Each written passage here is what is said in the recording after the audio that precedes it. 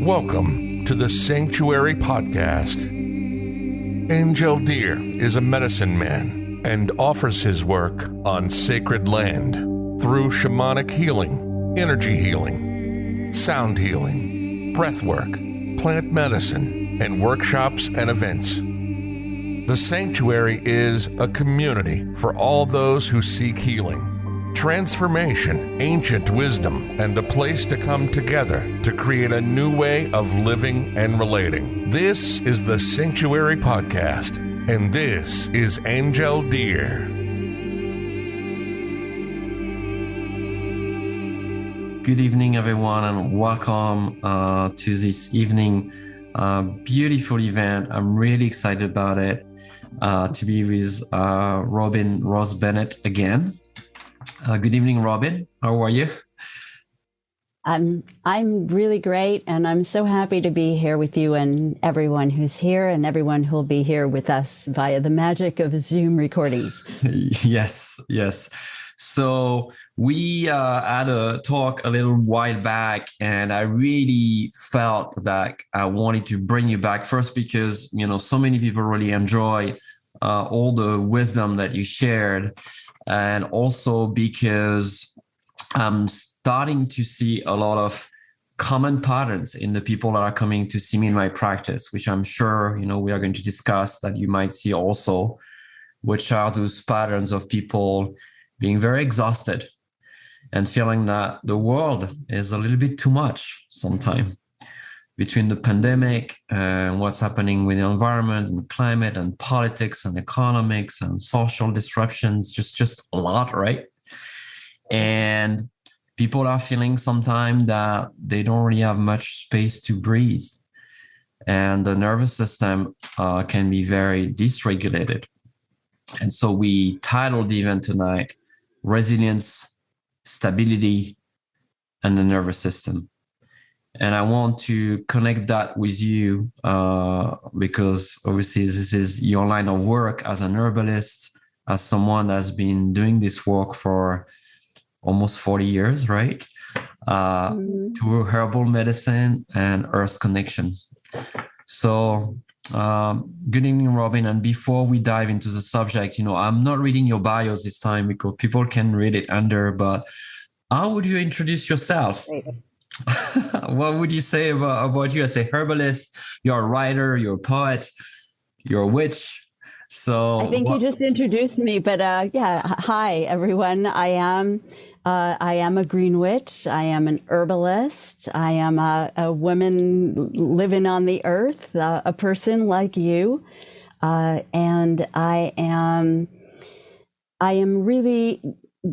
And I love writing. So I'm going to share some writings from books that are already out in the world, and also from a book that's not out yet with you tonight. Just little things that relate to our theme.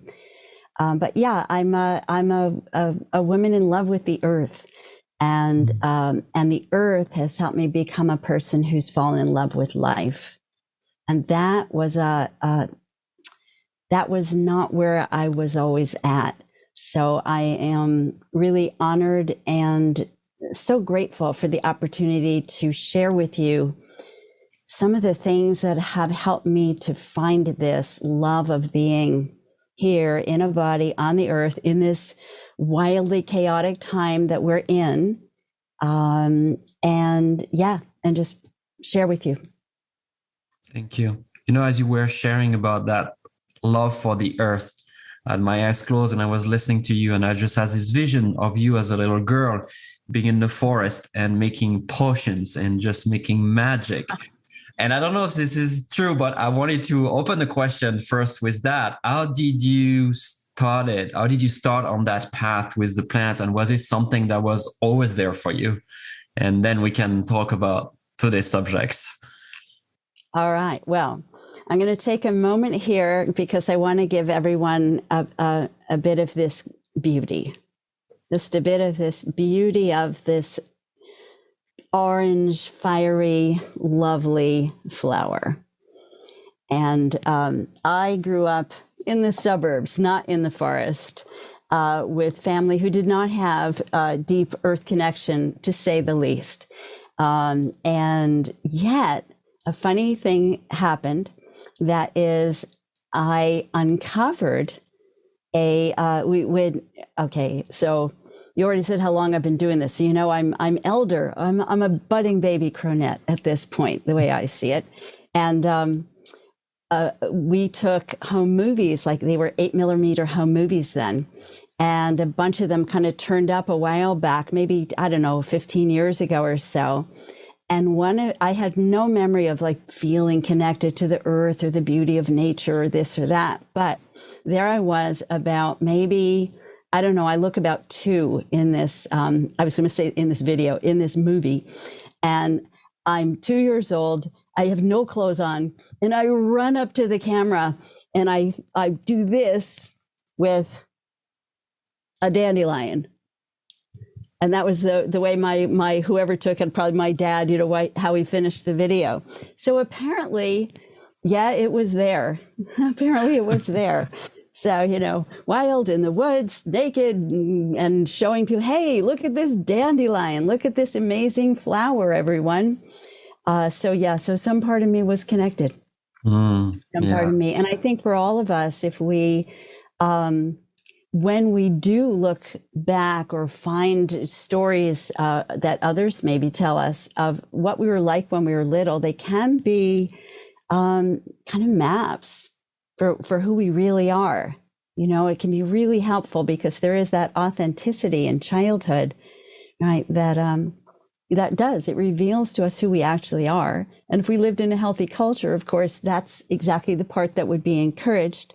But we don't yet live in a healthy culture. And so that's typically not encouraged. It's like, Robin, go put on your clothes, put on your high heels, you know, get ready to, you know, go into the world and la-da-da-da-da. Yeah. So and what's going on with the lion, right? Right. And yeah, put down that weed. So, you know, whatever your version of that is. But So yeah, not brought up in the forest. I found my way to the forest as I got older. So I've brought a few herbalists and elders and people that are working deeply with plant connection spiritually and more in a medical way also. I mean, they are both medical ways, just different angles. And I like to ask, is there one plant that put you on the path? Because is there one plant that was here at the beginning, or maybe it was a bit later on, but the one that you felt kind of brought you onto that? Or is there just maybe many plants? But sometimes people have this one plant, like, no, I had this memory or this connection there. Well, you know, yes and no.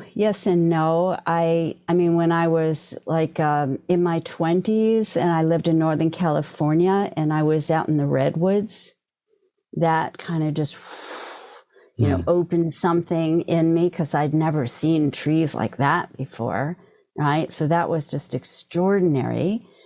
But like in a little side moment here with that, just to acknowledge, you know, that it's all about the relationship. If it was just the beauty outside and around us, we'd all be dancing all the time, right? But like part of what part of my growth was during that time, I came to realize that wherever I went, there I was, because I realized I could be depressed in this exquisite landscape. I could be, you know, I could be anything. I could be elated, but I could be miserable, that it wasn't just enough, that it was there.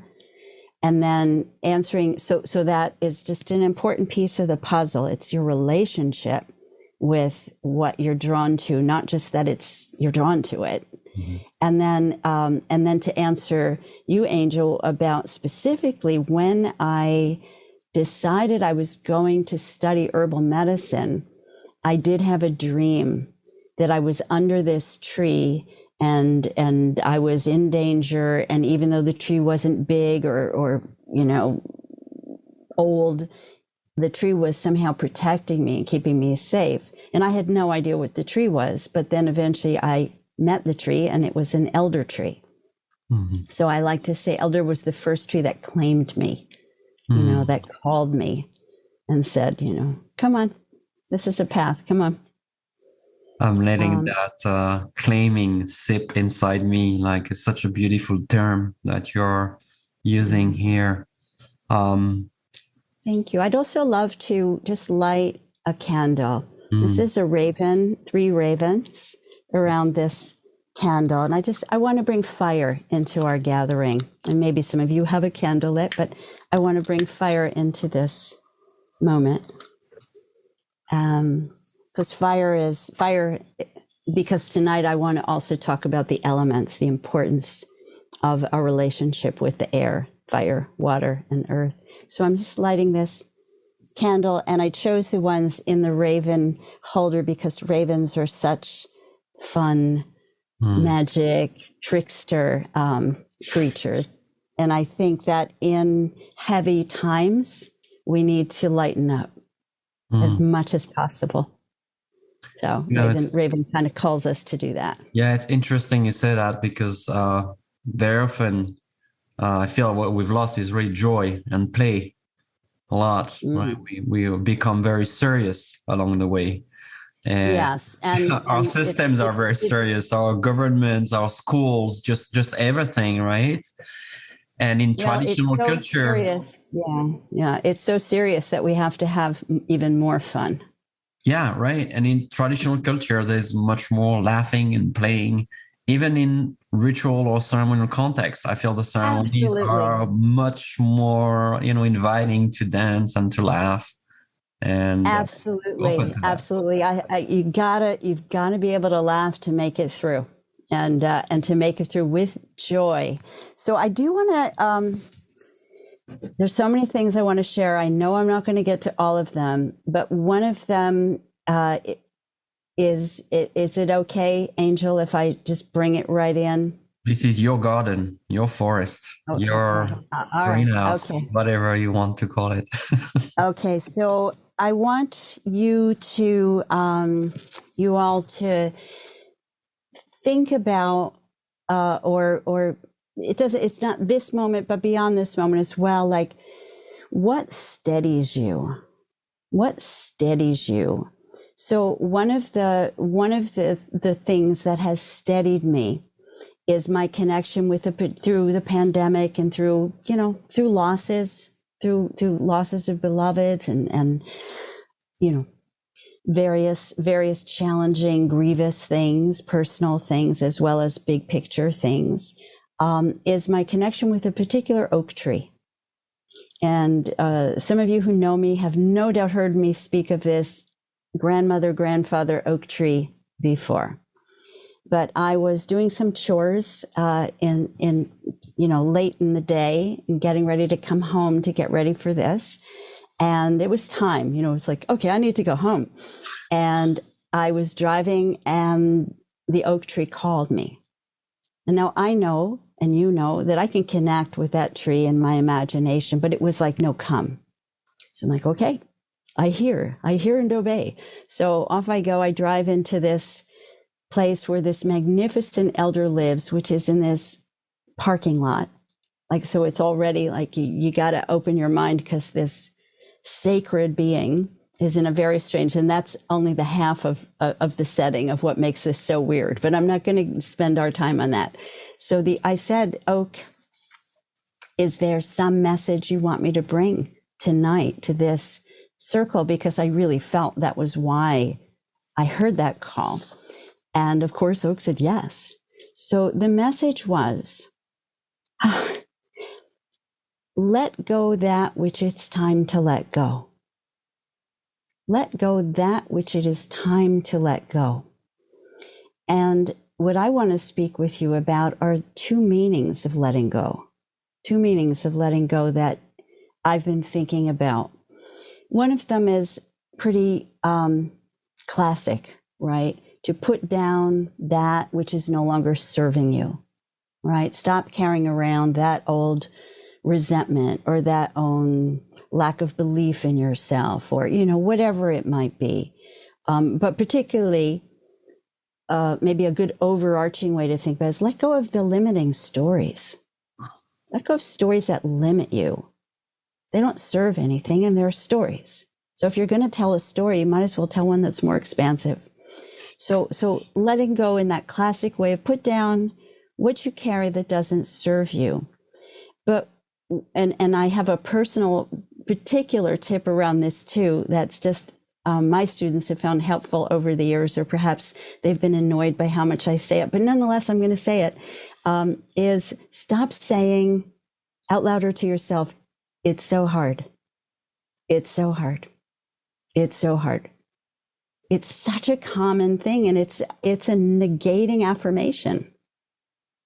It's something that makes it continue to be hard. So I'm just passing that along, and I'm just passing along. Use what serves, and what doesn't resonate, just out it goes for you. But the other side of letting go that I felt when I was with this wonderfully generous oak tree, who had, by the way, dropped a very substantial branch. A very substantial branch was on the ground. And I often stand under the tree. So that gave me a moment's pause too. And I park under the tree too. So it's like, let me check in each time I do that. But the other part of letting go is like, stop holding yourself in. Stop holding your authentic self back. Like, that's part of what causes us so much distress and exhaustion and depletion and pain, is we're not actually allowing ourselves to let go into our lives. And I guess so it's like, let go of holding yourself back, let go of holding yourself in. And the plants help us so much to listen and find that path of our hearts that lead us truly, that they do, right? If we will listen to our hearts, they lead us where we need to go. And I've recently been reading a book called, let's see, whenever you say a book, people like to see it. So I've been reading this book, Heard Around the Fire. And this is, what the story of this book is that this is fire itself, fire, speaking through a chosen conduit, a man named David Wiley, and people like recorded these talks around various council fires over some years. And I'm really enjoying it. So fire in this book says, I am the path of the heart. I am the path of the heart. And what I want to add to this is that, how we, all of us, at some time or another, find ourselves saying, I don't trust that person, or I don't trust things will work out, whatever it might be. But what I want to put for your consideration, as my very first spiritual teachers presented to me many years ago, and they really shifted how I live my life, or helped me open the door to shift how I live my life. They said, you're always trusting. Just what are you trusting in? You are always in trust, right? So I was recently thinking about this, about a person, and I was like, well, I can't work with her anymore because I don't trust her. I choose not to, because I don't want to work for somebody I don't trust. And then I was, well, of course I do. I trust her to be dishonest. I trust her to be bullying. I trust her to be, blah, blah, blah, blah, blah. And that's not the energy I want to be aligned with. So it's not that I don't trust her. I do, right? But it's, what am I trusting in, right? And what are you trusting in? And we need to challenge ourselves, right? We need to, because you wouldn't be here if you weren't called to be part of the solutions to the time we're in, right? We know we're gathered because we all want to be creatively involved, or creatively alive, creatively helpful. And what I've seen is that when you are who you are, which the plants help you with so much, and I can get to that in a minute, get some real specifics for you. When you are who you are, what you do to be of service becomes ever more joyful, ever more effortless, and it ripples out. So we try too hard when really it's about, who am I? What do I want to be aligned with? What gives me joy? And I think we need to, like to Angel's point about, so serious. Here's something that I almost never speak of in these kinds of settings that I've been thinking about. I want to speak to this too. We need some escapism as well. We need some flat out, going to the movies or binge watching some series you like. Like we need all of the, authentic deep work that we do in the connecting and the meditating but we also need some escapism here and there to relieve the stress, to relieve the pressure. I just went to see Wakanda Forever. It was fabulous. Highly recommended. I like that. Yeah. So, yeah. One of the central systems in our bodies is the nervous system, right? That is processing information, that is connecting all our organs. I see it as layered with other type of energy system. We could think of the Chinese or the acupuncture system or other, layers, more spiritual and that. And I think, this seriousness, all the bad words. I like your invitation here to think about how we pray, how we talk, basically, how we talk about each other and about ourselves, what kind of vibration is carried. It's funny because I was writing a post just about that this afternoon and about the work of Dr. Emoto on the vibration of water. Because years ago, I did this experiment that I was seeing on YouTube everywhere, which is, to cook some rice, that grain, to put it in 2 jars, and to put a love sign on one jar and a hate sign on the other. And every morning to say, I love you to one of the jar of rice, right? And I hate you, or you're ugly, or, whatever, bad stuff to the other one. And within 2 or 3 weeks, one jar, the hate jar, so the rice become all black and moldy and liquid. And the white, the love jar, the rice never changed. In 3 weeks was still perfect. I was really puzzled by it. That. So I did it again and again and again. I did 4 times, and 4 times I got the same result. And it worked on rice. So I was like, wow, on me, on you, right? On the tree, right? What you were saying. It's so hard, right? There is truth in it. Sometimes life is hard, right?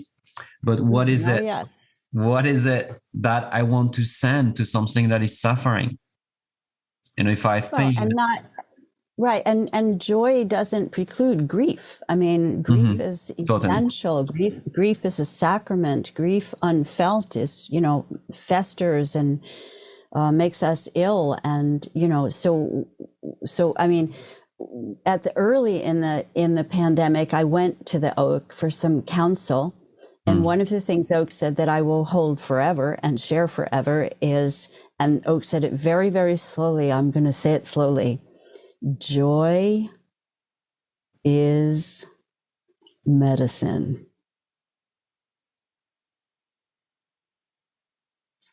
But joy is a large enough container to also hold our grief. It truly is. It truly is. So I don't, to make it through these times healthily, happily, feeling, intact, not falling into the, the powers that be want us to give up, want us in despair, want us numb and all of that. So how do we not, what alternatives do we have? So I want to share like a few plants and a few simple rituals that have helped me and others with the thought that they might be helpful to you. So just even for for the first example, I like to carry around, my labels aren't fancy. All my apprentices, their labels are much more beautiful than mine. So, there you go. But so like here, for example, lavender water, spray bottle, little glass bottle of lavender tea. Even right before here, I just sprayed myself to be, kind of calm, right? Before speaking. I bring it with me places I go. So maybe like there's some, a grumpy, cashier or gas station, somebody's going to put me off, right? If I'm not, if I'm not in myself. So it's nice to bring, and I actually have found times where that grumpy cashier or the one with the headache or whatever, I'll offer them a spray and they usually say yes. They usually say yes. So, you can, something simple like that, right? You can use an essential oil if you prefer and put maybe, I don't know, rough 5-10 drops in a couple of ounces of water like this. I do recommend a glass jar if you can. It's nicer, a glass spray bottle. When I'm traveling, I'll use essential oil, but in a typical, just carrying it around for a few days, I'll use I'll just make a nice tea. Drinking lavender tea is really, really helpful for heartbreak. If your heart's been broken, lavender is a wonderful healing plant for that. You don't need to have a broken heart to enjoy drinking lavender tea, though. It can help you sleep, calm you down, and so forth. I was just thinking that the world is breaking our heart a little bit every day, so we probably all need a little bit of lavender, right? Yes, and absolutely. And indeed, it is. It is. It is breaking our hearts, but may it be breaking our hearts open. Right? Because one of the things that I have seen is that the only heart that can't be broken is the heart that's already wide open. And so, we are in pain from lack of feeling connected to one another. Like, I have a nephew I love so much, and he said to me, "Why would I care about them? I don't know them." And I was like, oh my God, that's a really common attitude that I can't even fathom it, but that is his real question. He also said infamously to me, "You witches are so lucky. All you have to do is go outside and you're happy." He's like, "I wish I could do that." So so just go outside. It does help you become happy. But back to the heart. Another really easy thing that everybody can do is to make yourself a jar. You can buy it too and support local herbalists. I have a whole bunch of those on my resources on my website and in my books. But this is a jar made by one of my students. See how much nicer her label is than mine. And it's rose honey. So this happens to be made with fresh roses, filling a jar, don't wash them, fresh roses, covered with honey, cap it and let it sit for at least a month. Now it's cold, at least where I am. You might be from anywhere, I don't know, but you can do this with dried as well. You can, if you're doing it with dried, let's say it was this size jar, you would fill it up about maybe 25% full with the dried roses and then 100% full with the honey. And you just want to stir it up, so you get the honey gets all saturated with the rose. If you could smell this, you would swoon with me. It's so gorgeous. And you can eat it by a spoon. You can put it on toast. I use it for facials.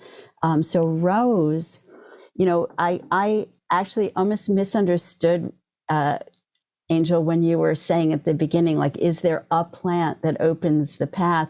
I thought you were saying, is there one plant on earth that does it for everybody? Oh, no, just for you. What is your plant? Your ally, right? Your first. But if I had to pick one that everybody could use, it would be rose, right? And rose is famous everywhere in the world. Rose grows in Siberia, rose grows in the tropics. I don't know if rose grows in Antarctica, but it grows in Siberia, right? Rose opens the heart. And rose has those awesome thorns, right? So it's like rose teaches us what's our yes and what's our no, right? What we say yes to, what we say no to, because they're equally important, right?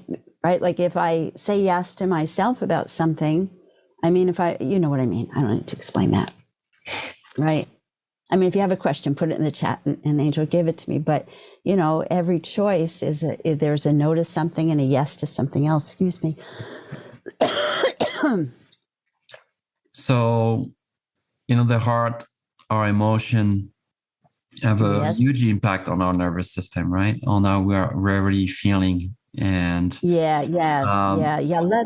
let's put it in the nervous system. Yes, I'm forgetting. That's right. Kind of. No, that's okay. I like, we should start by the heart, right? I always finish by the heart, but I feel, everything in the world in many ways consume the resources of our nervous system, right? Attention that is asked from us, stress, fast life, fast pace, right? So many things kind of drain a little bit the system.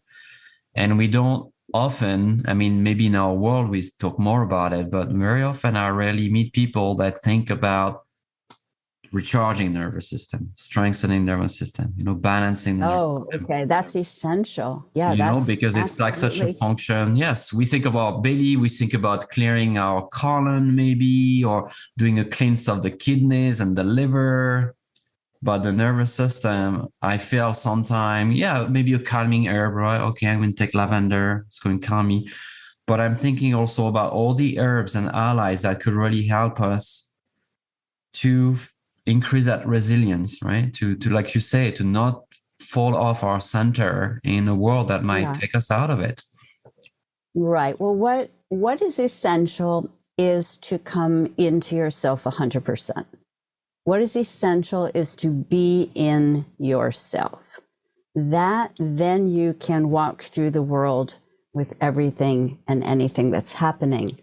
And you are so full of you that the world does not pull that out of you the same way. And this is a path of experience. We have to walk this to have that happen, and we have to be working on it. It doesn't, it's not encouraged, right? So it doesn't just happen. But, the nervous system, say, for example, controls the pace at which the heart beats, right? So the thing about the nervous system is there is no other system of the, okay, I'm sorry, I have to pause for Yolanda's fabulous unicorn thing there. Thank you so much. The nervous system touches everywhere in the body. There isn't another system that it doesn't touch. It is part of our digestion. It is part of our sexual organs. It is part of our cardiovascular. It's definitely part of our digestive system, right? So the nervous system is the key to our health. The nervous system is the key to our resilience and our stability. So let me share with you my favorite preparation of all, which is to make a strong herbal infusion. So this is my kind of everyday thing, is to make a big jar of the herbs that I am, needing or wanting for maintaining my nervous system. So this, for example, is the reason it's empty is because I've drunk it all except for this last cup of it. But what's in here is 3 herbs. I'll say them all and then talk about them. What's in here is oats.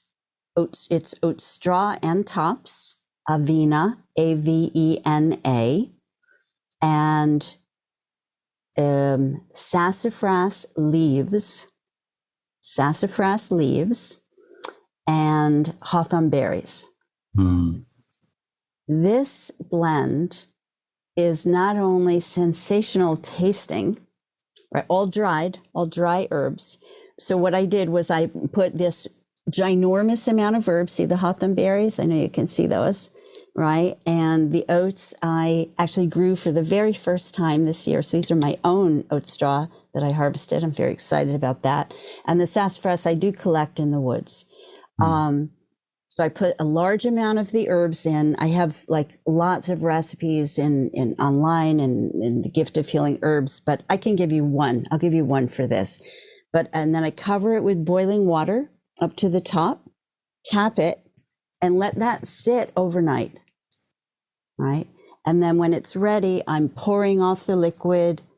I am squeezing out those herbs to get all of that goodness from them, and then reheating it, if you like, I do usually, to drink it, right? Very delicious. And hawthorn, okay, if there was one plant only, and so fortunately is not. But if there was one plant I would tell people to make sure to incorporate into their lives right now, it's hawthorn. Hawthorn is very protective. I think I spotted something in the chat you might want to pull up, Angel, about the thorns. So think about it this way. Hawthorn is like Rose's mother. I think of Hawthorn as the grandmother and Rose as the mother, right? The big open-hearted, and then some of the other rose family plants like strawberries are like the child. So, hello, kitty. So Hawthorn has enormous thorns, right? So where rose has so many, and definitely like you need to be super respectful if you're going to harvest rose, because you'll get cut, you're bleeding, right? And again, that's kind of, we become what we take into ourselves, right? So the plants, here's one of the key reasons plants help us so much that I've discovered. Plants know exactly who they are. They know who they are. They know what their gifts are. They know what they're here to give and share. And so when we take them into ourselves, they help us with that. They help us know who we are. They help us uncover our gifts or have the courage to share gifts we already know we have that we've been holding back, right? The plants, we ingest them and then we assimilate that incredible blessing of self-knowing, right? And self-acceptance too, because, it's like that oak tree doesn't wish that they were a willow. Oh, I wish I was slender in life like a they're willow. not jealous of the next tree or no, oak's wish like, they were somewhere else. Look at pine. Yeah, pine looks great with those evergreen needles. I don't have needles all winter. I don't have leaves all winter. Mine fall off, right? But no, they're totally cool with whoever they are. So they help us be cool with whoever we are. And again, we live in a culture that encourages us to, feel threatened by everybody who seems to have anything we don't have, or, have anything together that we don't have. And let's not buy into that. Let's not buy into that. Let's learn from the plants, this coexistence, and to be inspired by me, to be inspired by your gifts, and you to be inspired by mine, to find our own, right? And again, it's a path to walk. None of us is like there. These are practices. These are paths that, well, I'll speak for myself, that I walk, that have made life more rich and juicy and magical and healthy.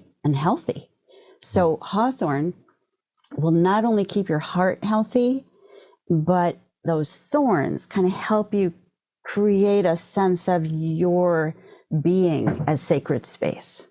Right? Your body, your energy field, whoosh, those thorns are intense.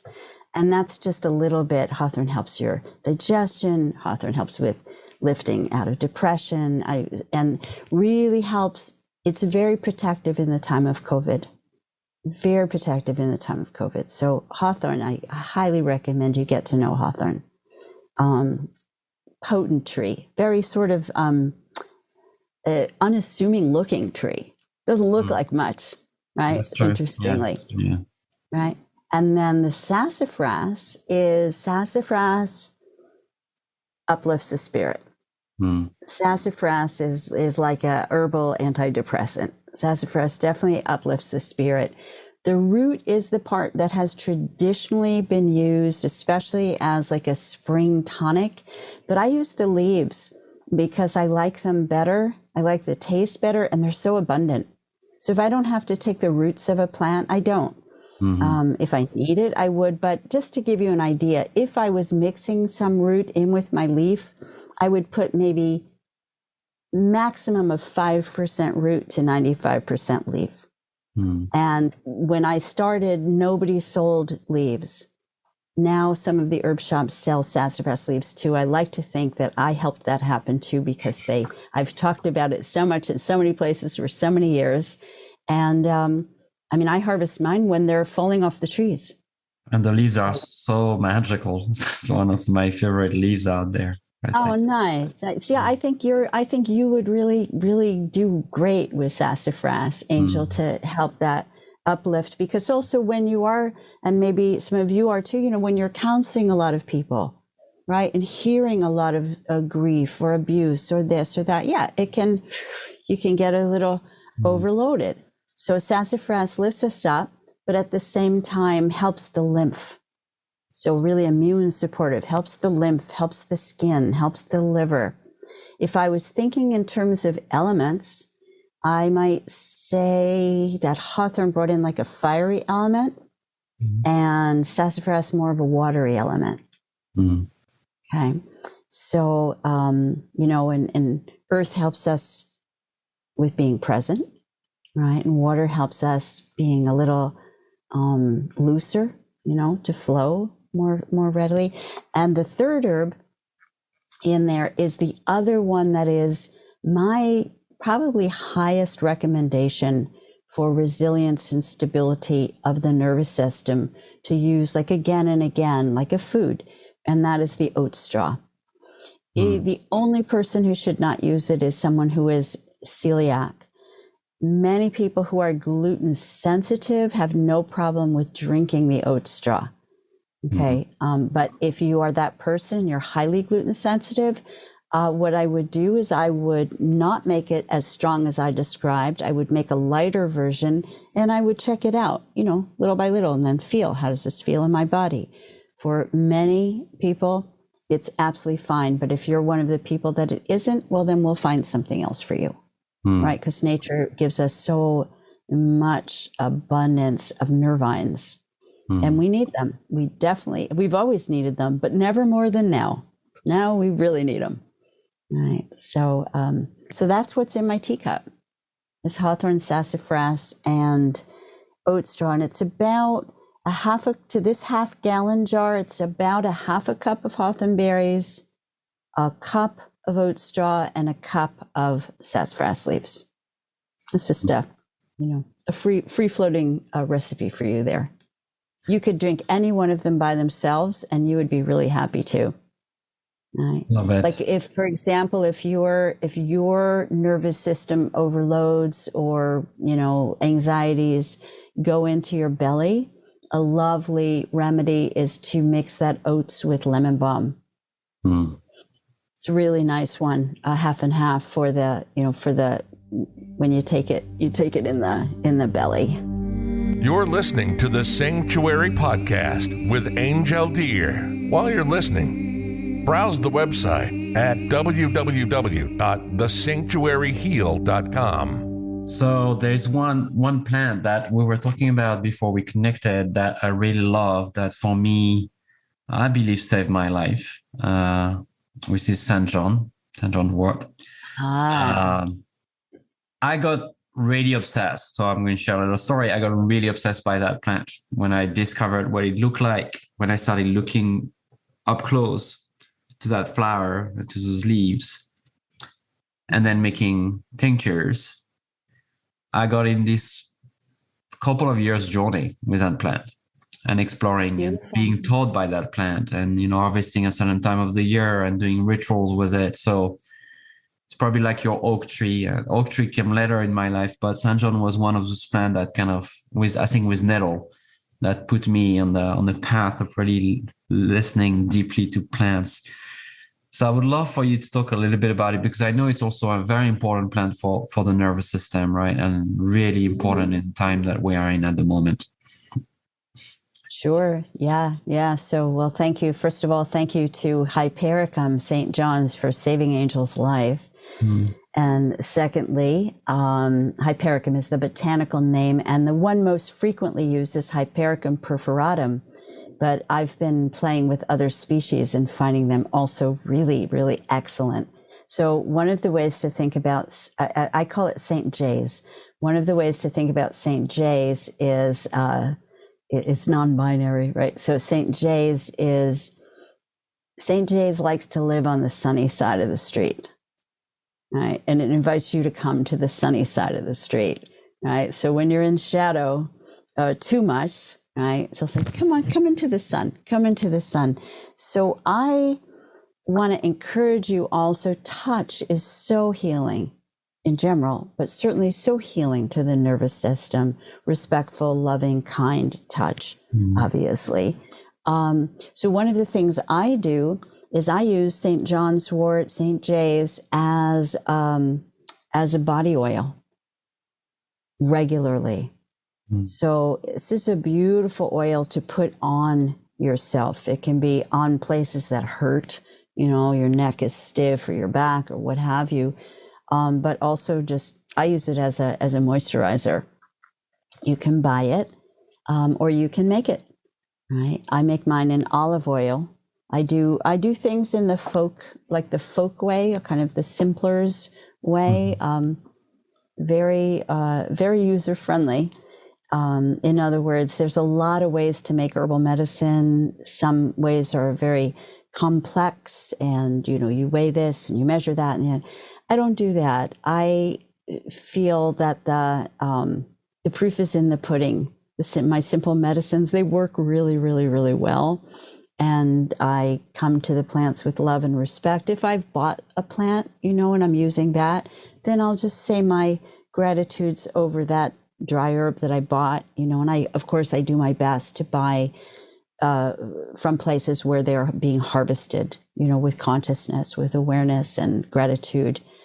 Because like Angel's story, right, of loving that rice and hating the other rice because you could barely believe that it really, that's the thing is, you know, you've worked with energy and ritual and magic for so long, and yet there's still that little doubt that comes in, like, is energy real?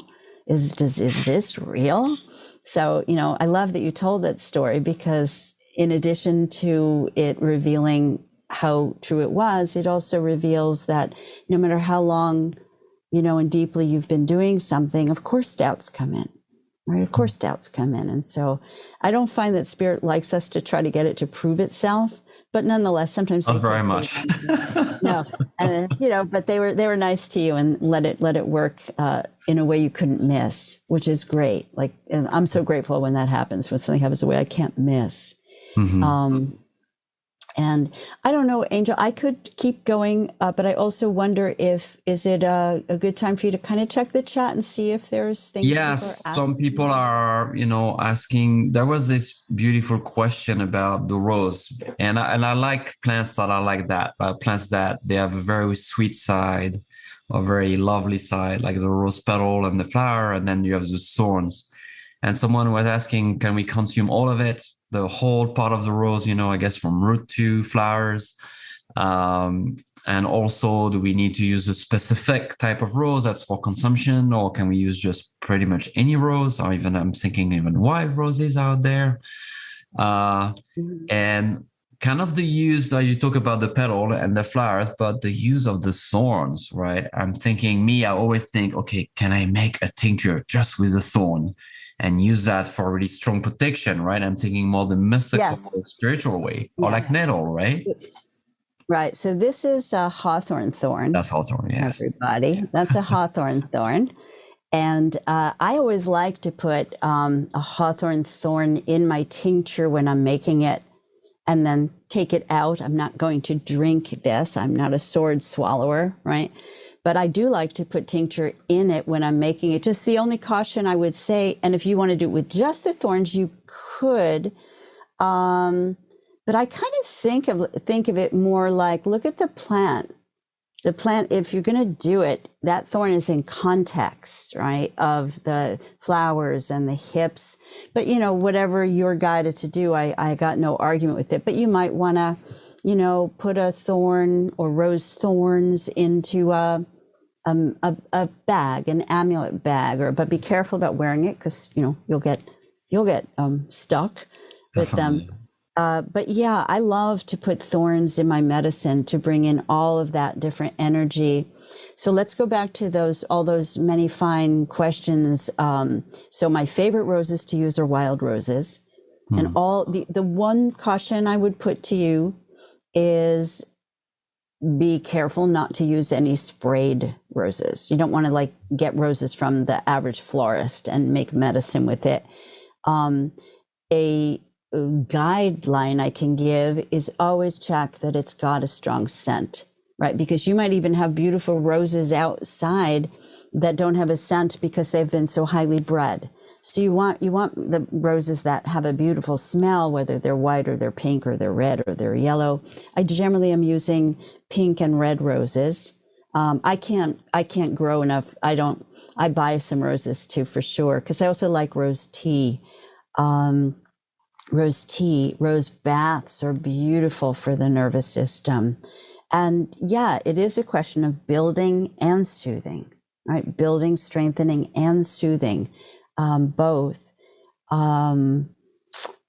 Yeah. So I think I got all the questions. Yeah, you got so it. different parts. You can definitely use the leaves of rose, make lovely tea, and the stalks. I haven't personally worked with the roots, so not that I know of, which doesn't mean, I'm sure there's herbalists out there who do. And lastly, I'm a huge fan, especially in winter, of the hips, right? The hips of the rose, the fruits of the rose, those are beautiful for our kidneys.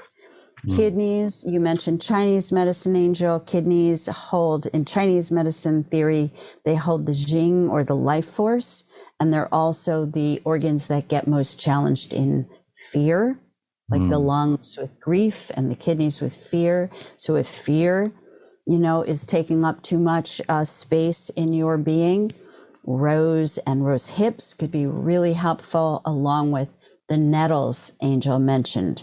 Nettles strengthens the kidneys. So if we think of it energetically, then we're also strengthening the life force, and we are countering, right, the fear. And remember that you can't let go into a vacuum. So if you're looking to let go of fear or let go of anxiety, then you've got to put something in its place. Right? It's got to have something else that is there for you. So maybe it's wonder. Like, how it could from 1 second to next, it could be like, oh my God, I wonder what's going to happen. It could become, oh, I wonder what's going to happen. Just as one possibility, right? Yeah. But curiosity, wonder, these are really good energies for us to cultivate. And every single thing that I'm saying to you are things that I work on myself, right? That I need, right? My first teacher always said that you always teach what you most need to learn. So I tell you what I tell all my students, if you want to know what I'm working on and what I'm challenged by, just listen to what I'm teaching you. And that's what it is, right? So, I'm not on any pedestal. I'm walking the same path. We're all in this together. Yeah, like that. And that energy, I want to kind of bring that and weave it with rituals or meditation and connection. I feel it's such an important part. I think I was writing to you this afternoon, hey, I want to make sure we don't talk about plants just like we're consuming them, right? We're like consumers of them, right? Obviously, it's not the way you walk, Robin, and you have this amazing reverence and connection, right? Like with a person, right? To those beings. Yes. So can you talk a little bit about how do we bring that into our everyday life, right? Into our teas, into our, we can do big ceremony with them, but really bringing that level of ritual and sacredness, so we kind of really call in that plant spirit, that we really connect to it, and it feels welcome to connect with us because it feels seen, I guess. It feels respected, honored. Yeah, that's gorgeous. I always think it's good to start simply and to start with, and kind of to end simply too. I think make it, whatever you do, make it doable. That's the first thing. So set yourself up to succeed. And so when you were saying those examples, what I thought was, it could just start with thank you. Like if I remember to say, thank you, Hotham, thank you, sassafras, thank you, oats, as I'm putting that in my jar. Thank you, water. How lucky am I that I have water coming out of my tap, right? And fire for boiling the water. Like really starting with thank you is a beautiful prayer of connectedness. And if you, in your honesty, are like, I don't really feel that way, then try it on, like not really like fake it till you make it, but like try it out, right? Because maybe the scientific part of your left brain goes, but I'll feel silly. Like, that's okay. That's okay. You know, or you could say it quietly if you feel embarrassed, right? Because we've had this natural relationship cut out of us, you know, pulled ourselves away from it. We've been pulled away from it, rather. And what I've seen is that things that feel like, oh God, that'll take forever for me to open to that, or so, it doesn't. It doesn't. It's like, it's so much a part of our, how we've evolved with the plants who are older than us. So that's another beautiful way to start with the elders. The plants are our elders. They've been on the planet far longer. What I really want to encourage you to do is to ask, is to ask them for guidance with what you need, You know, ask them. That's, you know, so is that a ceremony? I think it's a ceremony. It's not maybe set aside and right, but it is It's a ceremony of life, right? It's our life become the ceremony, right? It's making it. Yeah. Recently, someone said to me, I really want to believe in magic, but I'm not sure if I do. You know, is magic real? And I said, you know, that's not actually the point. The point is that reality is magic. The point is reality is magic. And how do we reacquaint ourselves with this truth? And if you doubt that, I mean, watch a bee pollinating a flower, watch a baby being born, hold the hand of a person you love as they leave their body and die. It is, you know, form becomes energy and energy becomes form. This is like a part of our everyday existence. And we're not seeing that is magical, you know, so and if you want that, then you ask spirit to help you see the magic. Ask, you know, drink your dandelion, and dandelion brings light in the dark to the dark spaces. So like if you're in a dark place, dandelion is a beautiful medicine for you. And the thing that I love, think of those golden flowers. Yeah, I was going to ask you dandelion flower or leaves or roots, because, you know, there's different ways to prepare and it. The answer is leaf, root, flower. Yes. And I mean, yes, physically they do different things. If we want a quick summary, root, this is a really quick general summary, right? Every part of dandelion helps the lymph flow. So every part of dandelion will help your spirit flow. Okay. But the root is more active in healing the liver. The kidneys are more active in nourishing you, vitamins, minerals, and also strengthening the kidneys. And the flower is most active in relieving pain that's been stored, emotional pain stored in the body, and also again in moving lymph.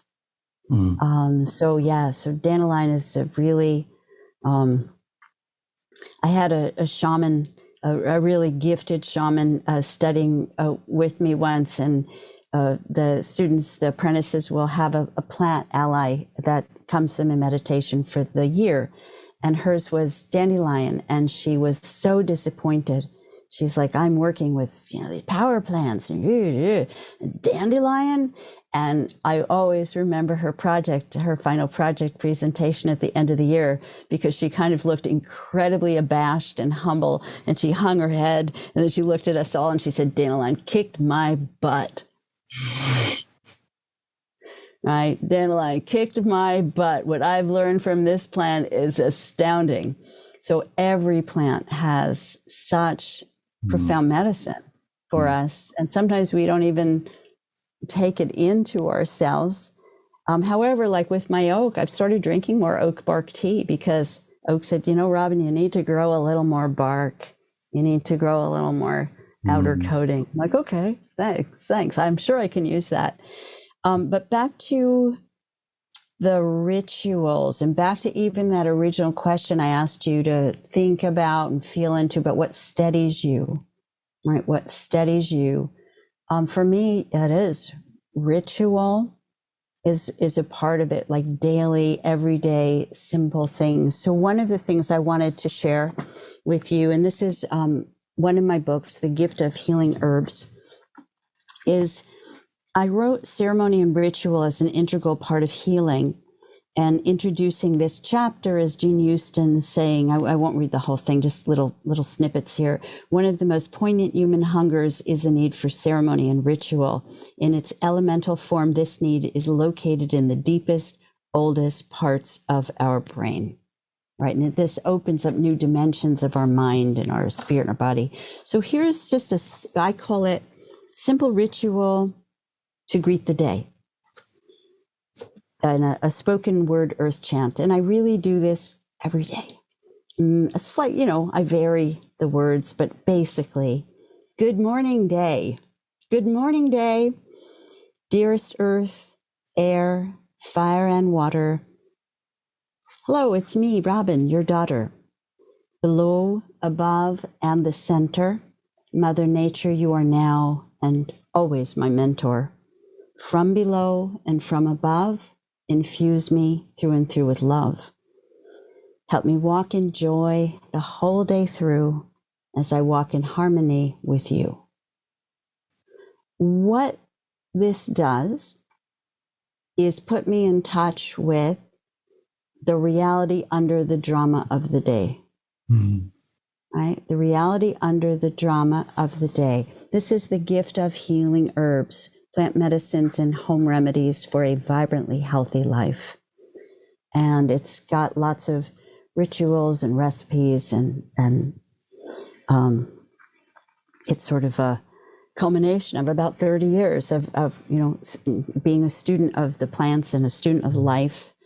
I'm a Sagittarian, so we're eternal students. And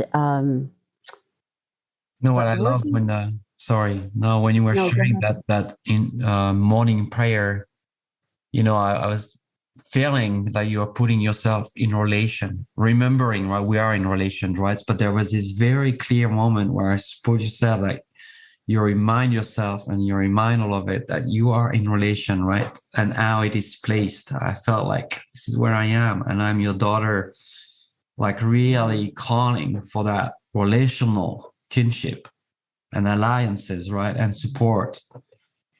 Right. And when you do those things or something like that, right, we're talking less than 5 minutes, right? And it is a way of asking, because what I look for is I look for the commonalities, the things that show up everywhere on the planet, right? Where people are living in kinship with nature. What do I see that's everywhere? And the things that's everywhere is the plants as teachers, as well as healers, and relationship with the elements. And in that book that I talked about, so I think this is essential to find our way through the times we're in. So it's our relationships with ourselves, allows us to have healthier relationships with each other.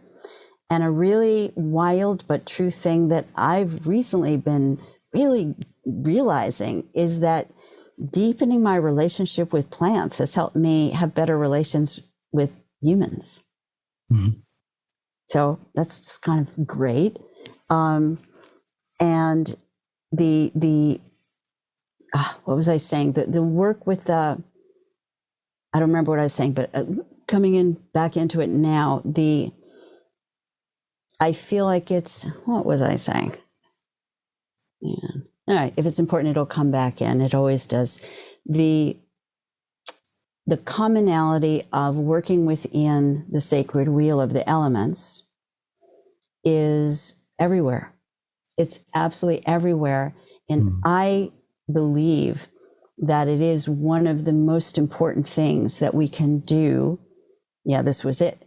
In the time that we're in, is learn who we are in our relationship with the earth, the air, the fire, the water. And one of the really intriguing things I read in that book I held up at the beginning, Teachings Around the Fire, is that fire says, the elements are the basis of our energetic connection with each other and all things. So I love that. I'll be kind of playing with that one for a long time to come. So you can feel, so how you might do this, right? Like maybe you don't have a medicine wheel, maybe you don't, but you have water, right? Your altar could be as simple as putting water in a beautiful glass, right? And asking water to help teach you what you need to learn from water, right? Earth, it could be some soil or a beautiful stone, right? Or that flower, right? Earth, right? I want to deepen my relationship with you. You could ritualize this further by creating an altar to that element, or crafting a work of what I call spirit art to that element. But the essential thing is simply sincerity of wanting to deepen your reciprocal connectedness. And they and the plants and the animals, everybody is just totally standing by going, just ask. We really want to help you humans. We really do. Just ask, but we have to ask.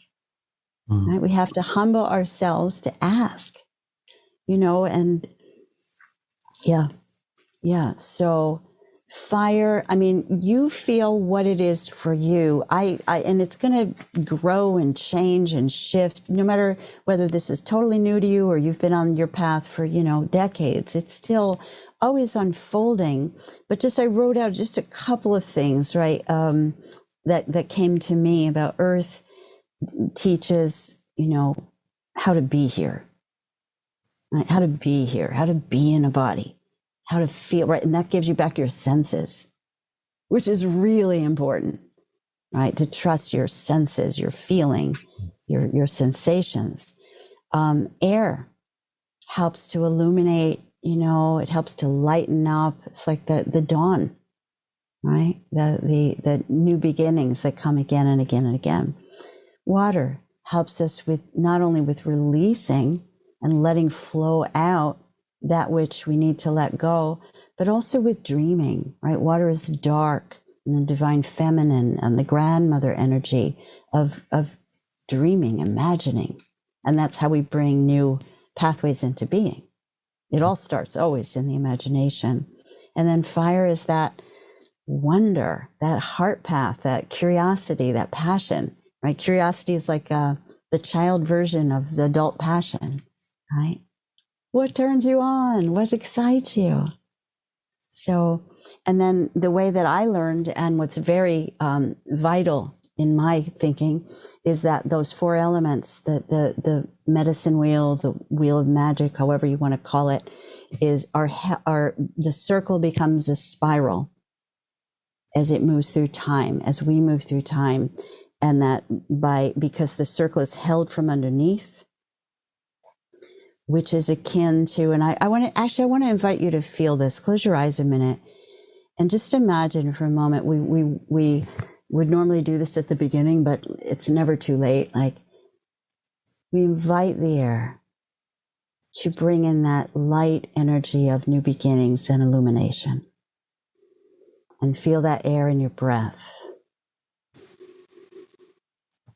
We invite and welcome fire to come into our circle and bring in the energy of curiosity and alchemy and warmth and passion, and to spark that into each of us here in the circle. We invite in the energy of water. We invite you and thank you for bringing in the wisdom of water, the wisdom of the flow, the ebb and the tide, the coming to be and the passing away, the sunset that's across the wheel from the sunrise, helping us to trust the releasings. And we welcome you, Earth, in the north, place of the living and spirited planet that we're all a part of.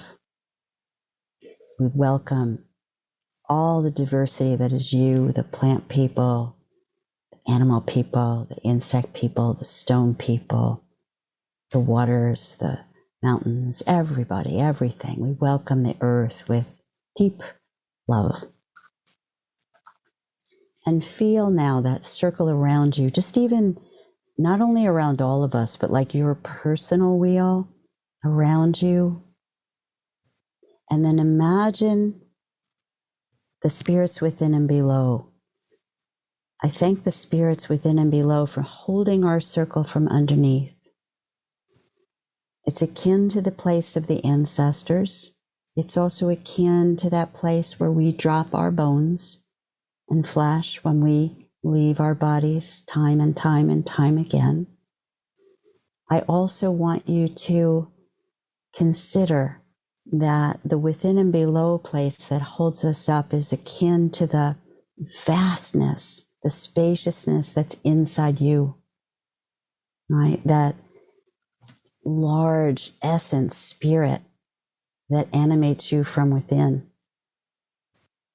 And it's akin to that place to go down and in to retrieve yourself and your own wisdom and to cultivate yourself, your authentic self. And I welcome the spirits above to our circle with deep gratitude. The stars that we also come from, the ancientness that we are, the sun, the moon, the stars, the planets, the comets, the beings of star spaces, star places. And I always imagine the future generations in the above the circle place. And above is the place you can spiral up and out to have the more expansive, unifying picture of anything you are looking at or considering or contemplating or struggling with. So the below and within, the above and beyond, and then coming back to the center. And I invite you to breathe into wherever feels like your center right this moment. And as you exhale, share from the uniqueness that you are into the center of our circle. Because the center of the circle is the place where the uniqueness each of us is joins together into the oneness of all that is. So on your next inhalation, breathe that integrated oneness into yourself, into your nervous system. And exhale out as it uniquely comes through you, your love to the oneness in the center of the circle. And one more time, because I love threes, breathing that center of oneness, of love, of great mystery, whatever we call it, goddess, God, awareness, mystery, just breathing that in to nourish and feed the uniqueness of your center, which is so needed.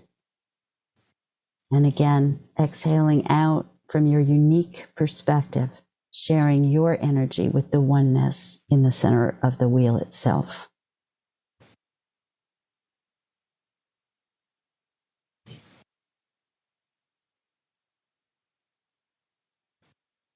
And even imagine for a moment all those energies just kind of weaving inside you. Air, fire, water, earth, below, above, and the center. And the center is also the void of all becoming. The womb of the goddess, the place of creation.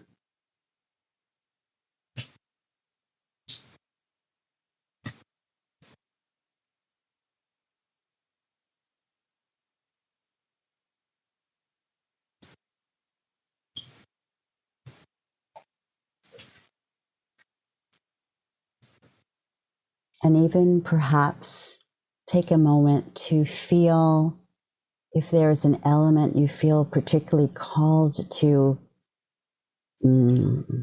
work with, or play with, or align with, or one that's hard for you.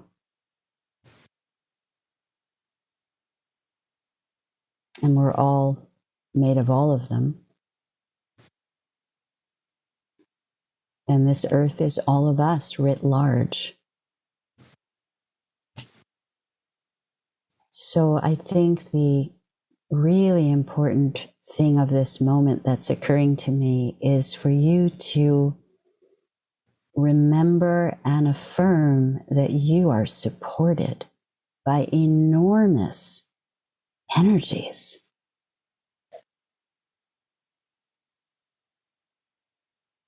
And they're available to you at any moment.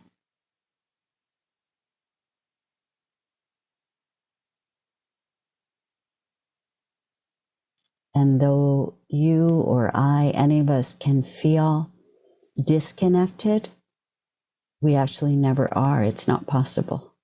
Not while we're breathing. It's not possible. So you never have to make it happen. It's more of releasing that which may be keeping you from feeling that interconnectedness.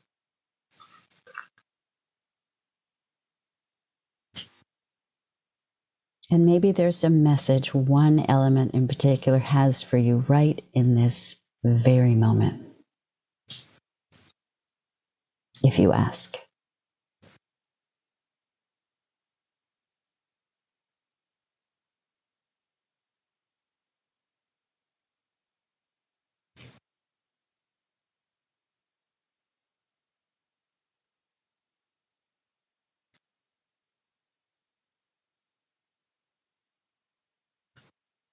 So I'm going to release this circle now, even though it's always here, by our love and gratitude to the spirit of the center, to the spirits above, and the spirits within and below, and our love and our gratitude to the earth in the north, the water in the west, the fire in the south, and the air in the east. So our circle is now open yet unbroken. Blessed be.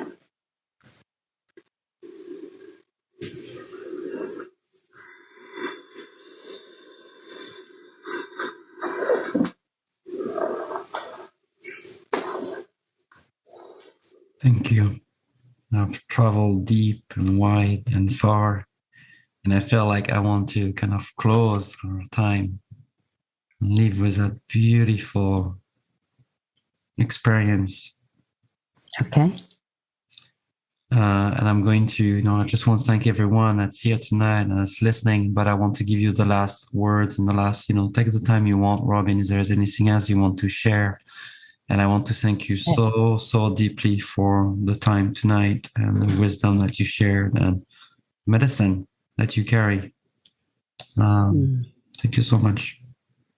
Thank you, Angel. Thank you. And yes, we need all of our medicine. We need all of us.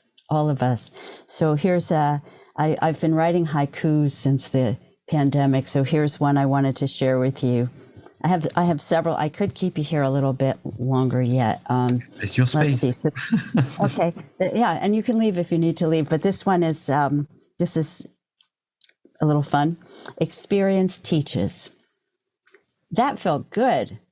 Do more. That felt bad. Do less. This path leads to contentment.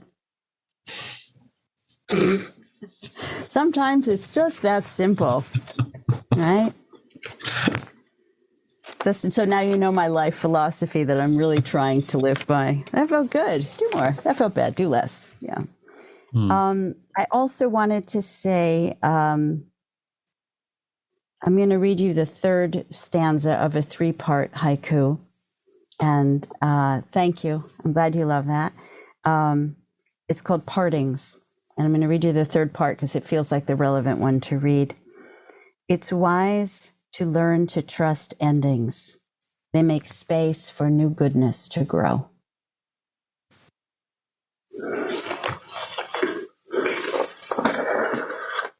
I also want to say, and I won't go into it because of the time, but I do want to say that if you're not currently working with your relationship with the moon and the moon cycles, I highly recommend that because the moon is a beautiful helper for helping us to hear our inner voice, discover our own rhythms, learn when to hold our energy dark, when to shine. So the moon, I have a lot of resources on that, but I write a lot about it in Healing Magic, a Greenwich guidebook to conscious living. And there was one ritual. So I absolutely wasn't planning to just share this right now. I was planning to share it way earlier, but I'm going to say it because there's at least one person who this will really speak to. Releasing grief. This is a ritual. That was given to me actually by a native, a Jemez Pueblo elder named Lucy Yepa Loudon. Go outside to a place where you have total privacy, or at least a reasonable amount, if total privacy is unavailable. Dig a small hole in the earth and ask Mother Earth to help you as you release your grief. The grief can be over a specific thing or a general feeling weighing you down, and then cry into that hole and let that Mother Earth receive your tears. But simple but deep rituals like that can be really helpful, and the earth will receive and compost for you to make fertile soil for the garden of you. So, and then the last thing I just have to, is, all right. Okay. It's two last things. One is this, just, yes, be deep. This is my journal, my beautiful, as my owl writes it up. Yeah. But also make yourself laugh. Make yourself laugh. Isn't that fun? I can't look at that and not laugh. So, the last piece is, I like to open books and just see what they open to for wisdom. So that's another really simple ritual you can do, like to start your day. Maybe for some of you, it's a tarot card or it's an I Ching or what have you, but really you can do it with absolutely any book. And so the book that I'm planning to publish in the spring, I did like with the oak, I said, what's a message for our circle tonight? And here's the what I open to for you. And I think this is a good way to end. This is the illustration that goes with what I'm about to read you. Not by me. And it's a little 4x6 book. It's called The Green Witch's Pocketbook of Wisdom. And so each page is like a one line with a little explanation. So here's what I pulled for you. As we come home to ourselves, we inevitably come together to create a healthy world. As we come home to ourselves, we inevitably come together to create a healthy world. And the little underneath it is, when we are at peace inside, at home in our own skin, we transcend our sense of separation from others and realize we are one in infinite forms. Everyone, human and more than human, matters deeply. Oh. I know you know that. There's so many level of knowing, right? Yep. Now we're all learning to live it. Yeah. Thank you, remember, Robin. we're all in this together. Thank you so much. Thank you too. Blessing Thanks, to you. Thank you, everyone that was here tonight. We'll publish all the links of the books and the websites for Robin in the follow-up emails and under the podcast and everywhere we're going to publish this.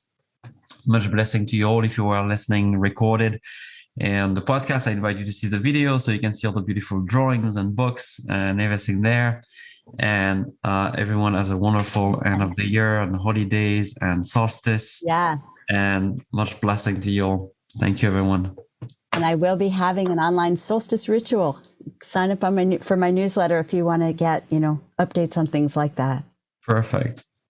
Okay. Thank you, Angel. Thank you. Thank you, everyone. You have a beautiful evening or rest of the day. Thanks. Much peace. Have fun. You've been listening to the Sanctuary Podcast. Thank you so much for listening. Remember, we're a source of talks about spirituality, personal transformation, energy healing, shamanism, and earth-based practices. For more, visit thesanctuaryheal.com. On the website, you can find out about our events, our retreats, Healing Offering, our spiritual blog, and you can also register for the newsletter. Again, visit thesanctuaryheal.com. Till next time, this is the Sanctuary Podcast, and Angel Deer signing off.